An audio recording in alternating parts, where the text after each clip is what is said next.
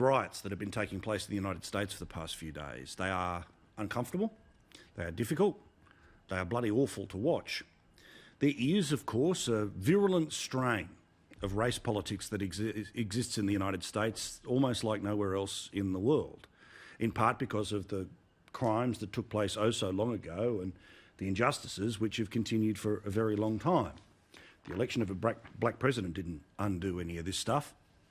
And the absolute truth is that the officer responsible for that man's death that you've all seen on tape, well, he should be charged, not with third-degree murder, but something a lot more serious than that.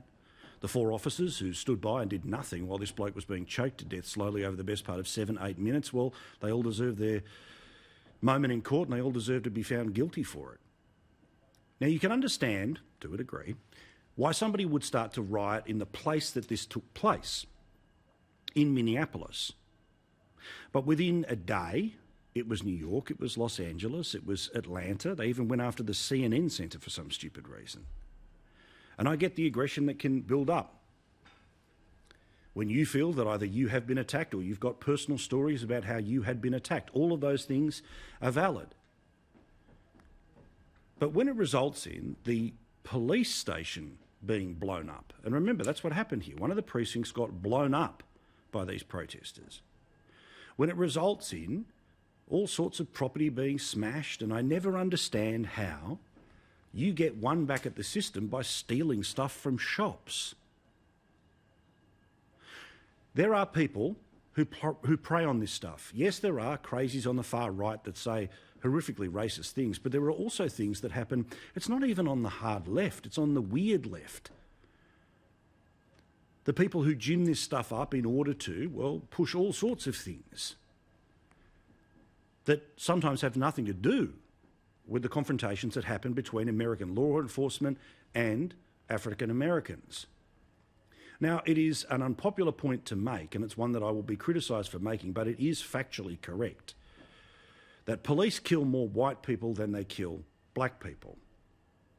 Whether they kill more unarmed black people illegally than white people, I don't know what the stats are on that. So there is part of me that thinks that there is a completely responsible reaction that people have when they see somebody murdered. And by the way, the central crime at all of this was a bloke who was passing around what may have ended up being a fake $20 note. Now, there are many cases where somebody was reaching for a gun and that's how the confrontation took place, or they were caught breaking and entering or resisting arrest, but there was none of that here. So I can understand the rage in the place where the police officers were doing what they did. But when it breaks out everywhere, it's about something else. Now, I'm not going to be a smart-ass and sit here on the other side of the world and pretend to understand the entire problem. But equally so, those of us that are lucky enough to live in this country where we don't have these sorts of problems should think twice about the sorts of conclusions that people jump to. For example, this was SBS and what they decided to put up as a story a couple of days ago about how the US police response was apparently different to the protesters who were demanding justice for George Floyd and the anti-lockdown rallies. Now, these were the anti-lockdown rallies that took place a few weeks ago where, yes, some people came with guns, but as best as I could see, no property was being damaged. These people at the time were being screamed at by the media because they, apart from anything else, weren't socially distancing, that there was going to be a massive uptick in the amount of virus cases that were going to happen because these people weren't staying at home, and if they weren't at home, they weren't staying 1.5 metres apart. Well, doesn't the same apply for all of these other gatherings that are around? But what, if your cause is just, then somehow you're not going to be spreading the virus? And then there's the inevitable stuff where it's all about Donald Trump. Now, whether you like it or not, whether we like it or not, whether I like it or not, because race politics is so potent in the United States, another thing that is just as potent in the United States is law and order.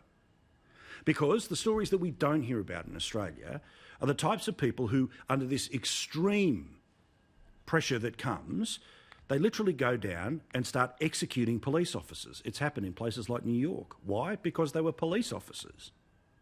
Now again, I'm not going to pretend that there is not an over-policing of the African American population.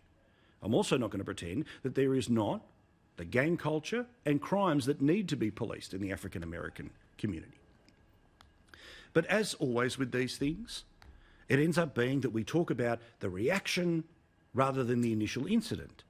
That we talk about whether the president said the right thing or the wrong thing rather than, is this okay? I repeat, the people responsible for what we have all seen should go to jail, most likely for the rest of their life. It is so obviously an egregious example of way over the top. There are 300 million people in the United States, which means their stats are always way bigger than anything that happens here. Like 35,000 people in the United States die on the roads every year.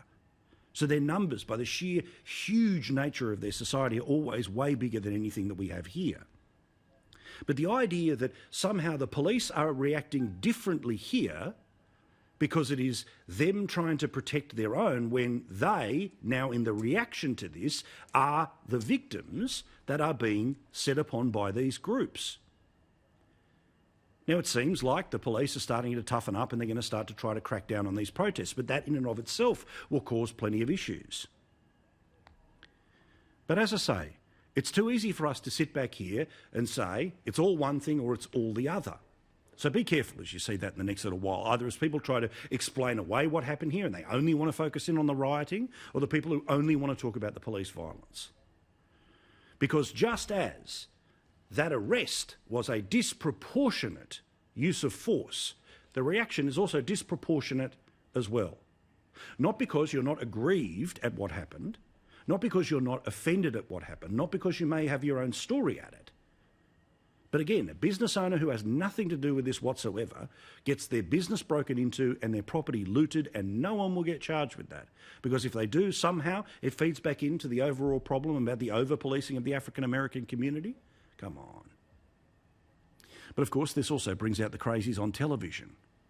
Here's Don Lemon, one of the talk show hosts on CNN.